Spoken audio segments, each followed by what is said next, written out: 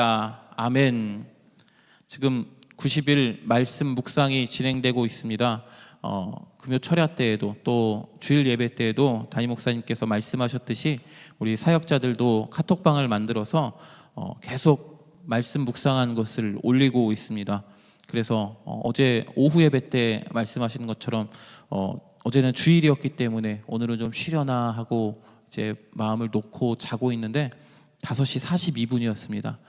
띠링하고 카톡이 울렸는데 담임 목사님이 먼저 말씀 묵상하신 것을 올려버렸습니다. 그래서 주일에도 쉬지는 않는구나, 빨리 말씀을 묵상해서 올려야지 하고 이제 묵상해서 올렸는데요.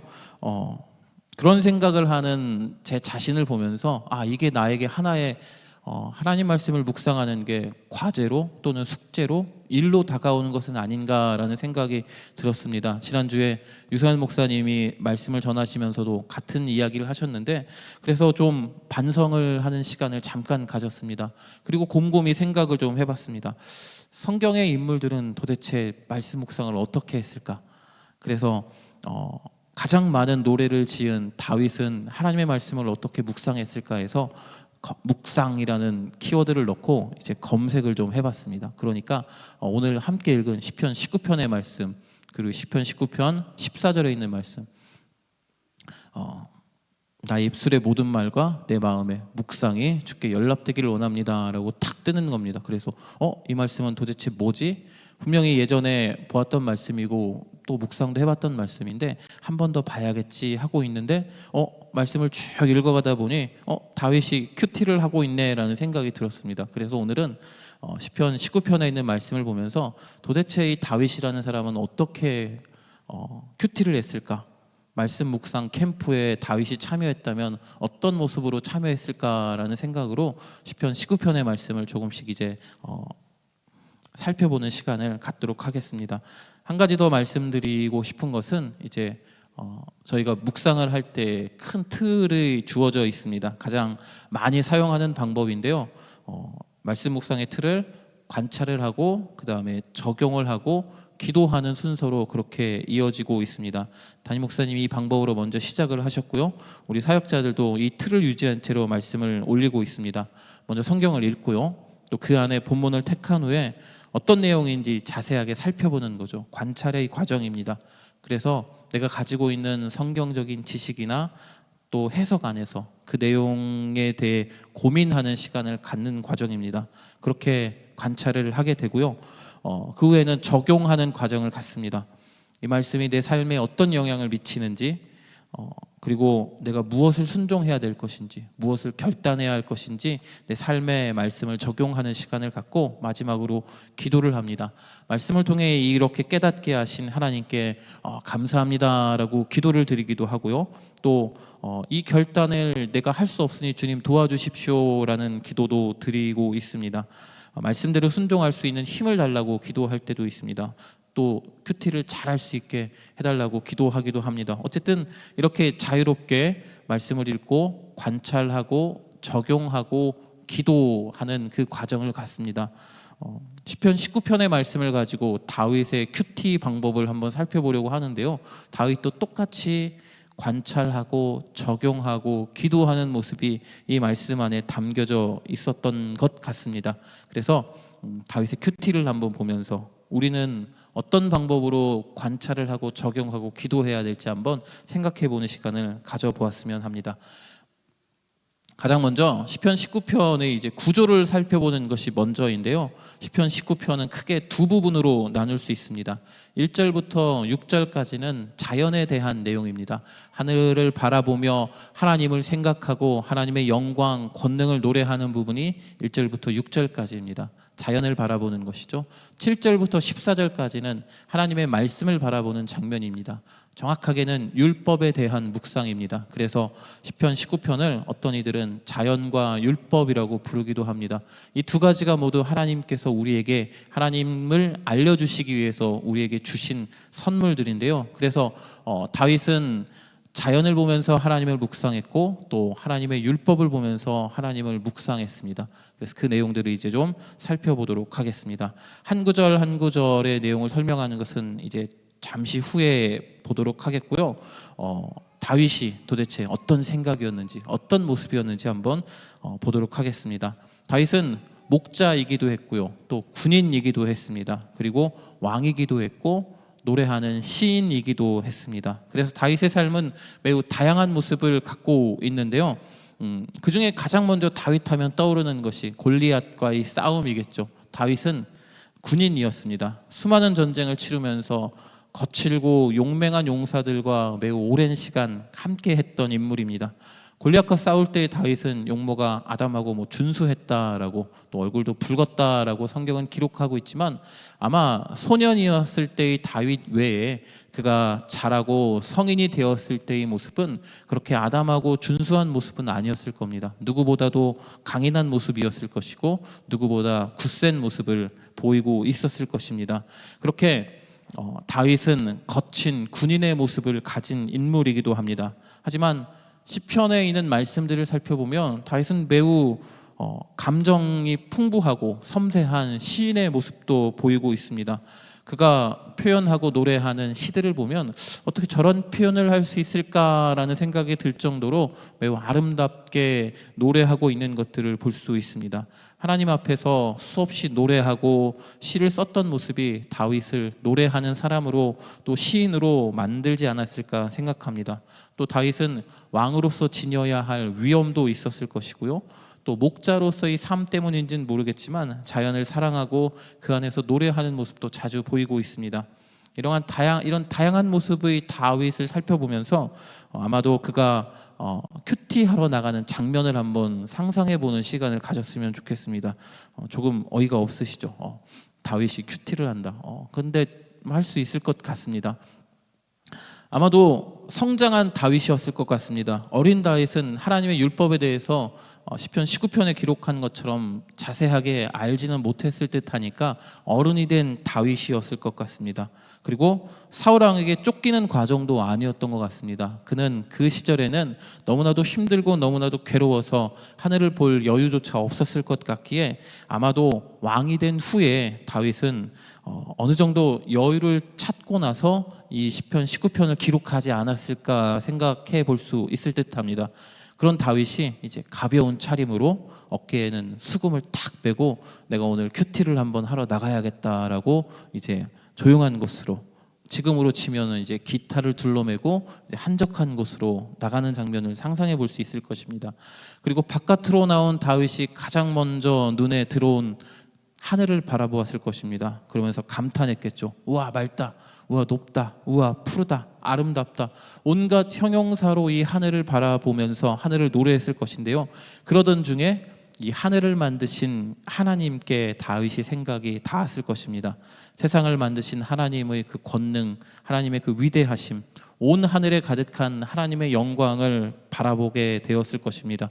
그리고 자연스럽게 하늘을 만드신 하나님을 찬양하는 큐티의 내용이 흘러나왔을 것이겠죠. 시편 19편 1절을 같이 한번 읽어보겠습니다.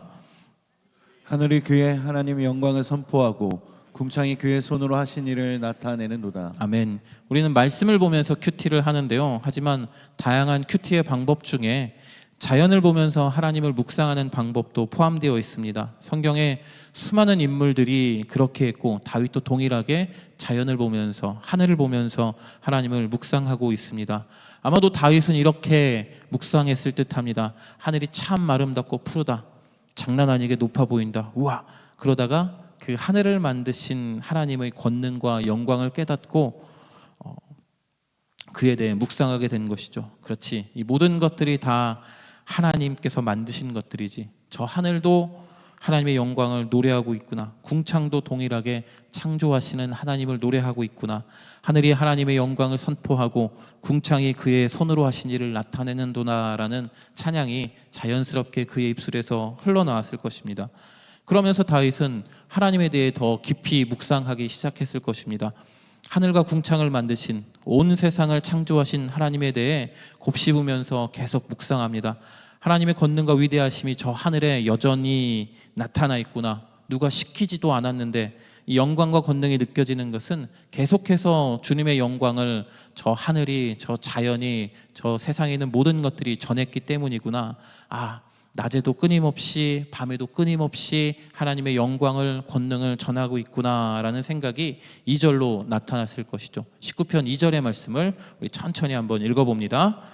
날은 날에게 말하고 밤은 밤에게 지식을 전하니. 아멘. 이렇게 아무것도 없는 것 같지만 낮과 밤이 하나님의 영광을 말로써 지식으로서 전하기에 자연을 묵상하는 다윗에게까지 깨달음을 줄 수 있었던 것 같습니다. 그래서 이러한 내용들이 모두 3절과 4절의 말씀까지 포함을 시키고 있습니다. 우리 시편 19편 3절과 4절의 말씀도 천천히 한번 읽어보도록 하겠습니다. 언어도 없고 말씀도 없으며 들리는 소리도 없으나 그의 소리가 온 땅에 통하고 그의 말씀이 세상 끝까지 이르도다. 하나님의 해를 위하여 하늘에 장막을 베푸셨도다. 아멘. 마지막에 나오는 하나님의 해를 위하여 하늘에 장막을 베푸셨도다라는 부분은 조금 다른 내용으로 넘어가는 부분이 좀 있다가 다시 한번 이야기를 해보도록 하고요. 언어도 없고 말씀도 없고 들리는 소리도 없는 가운데 하나님의 권능, 하나님의 영광이 계속하여 전하여지고 있구나.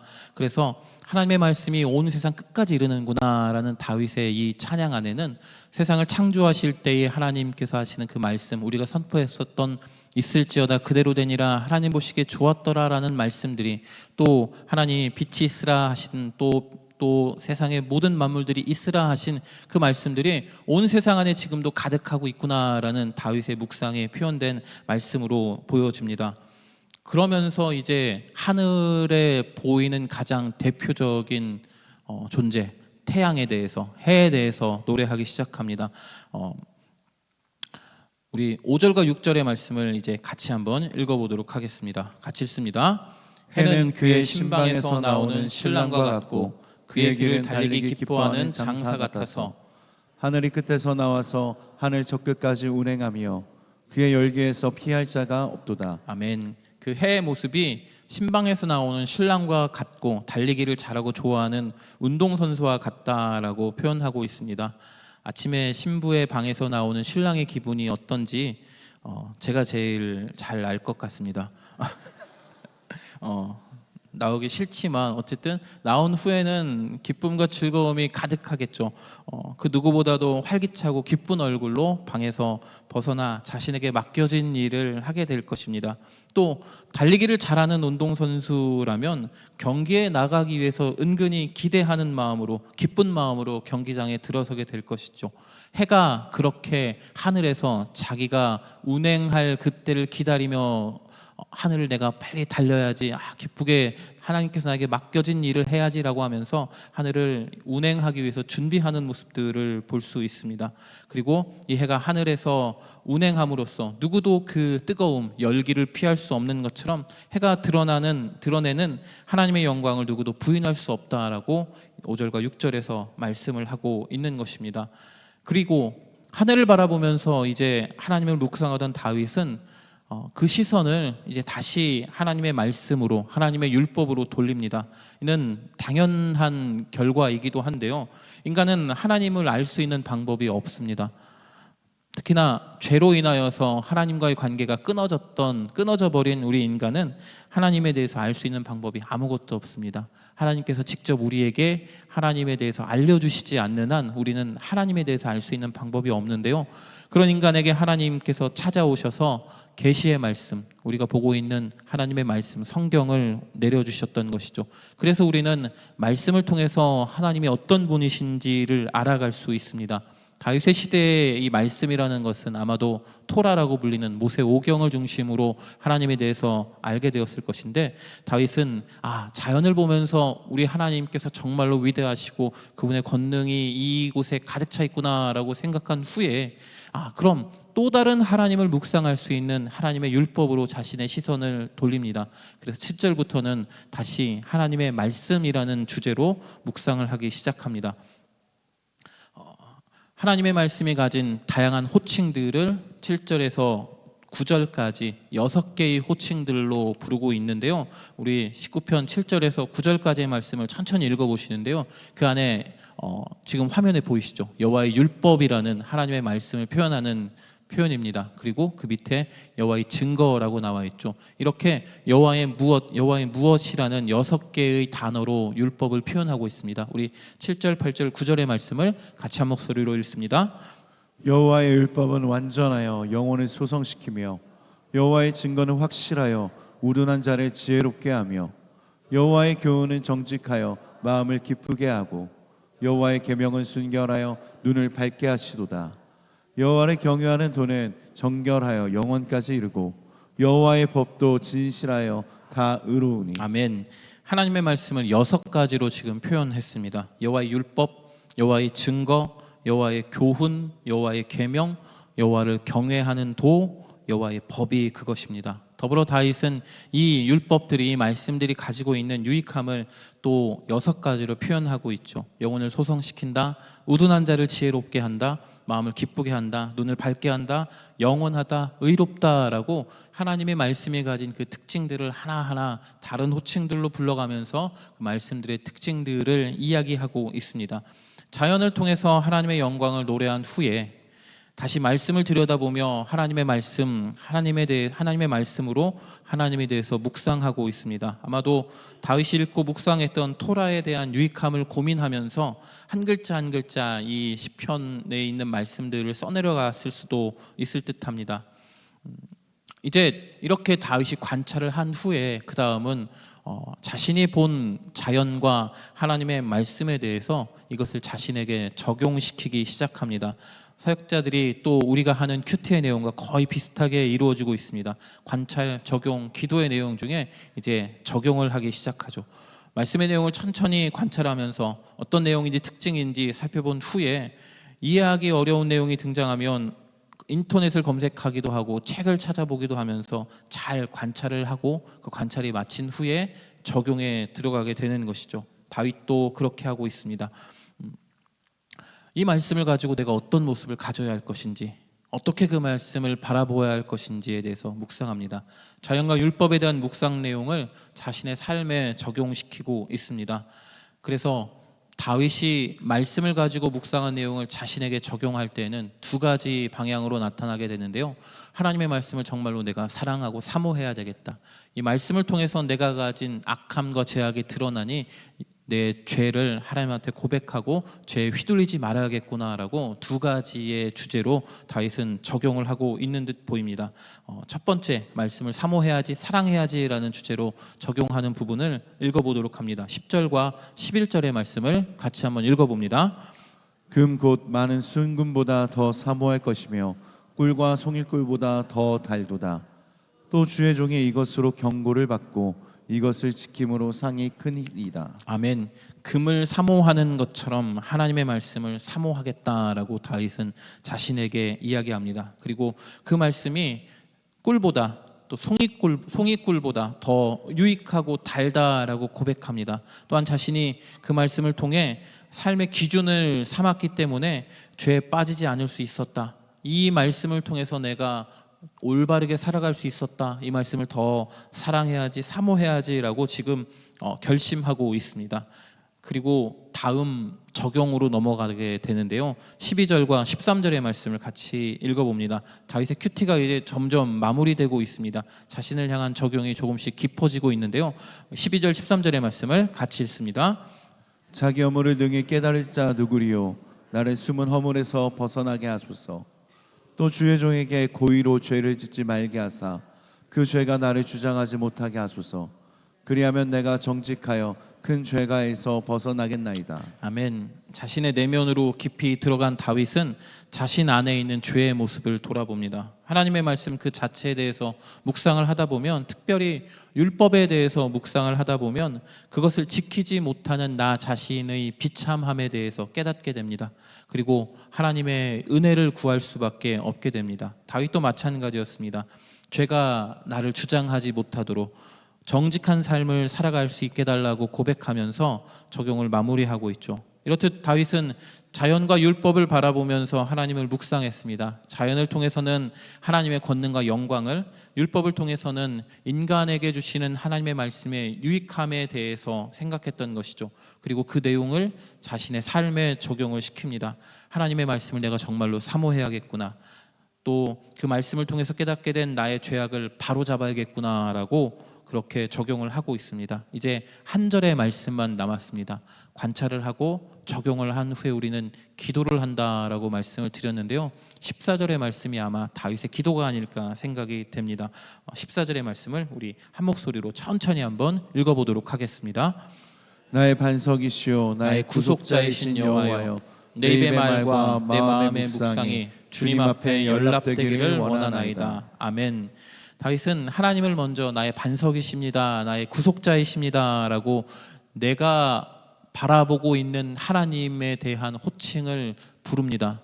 나의 반석이십니다, 나의 구속자이십니다 주님.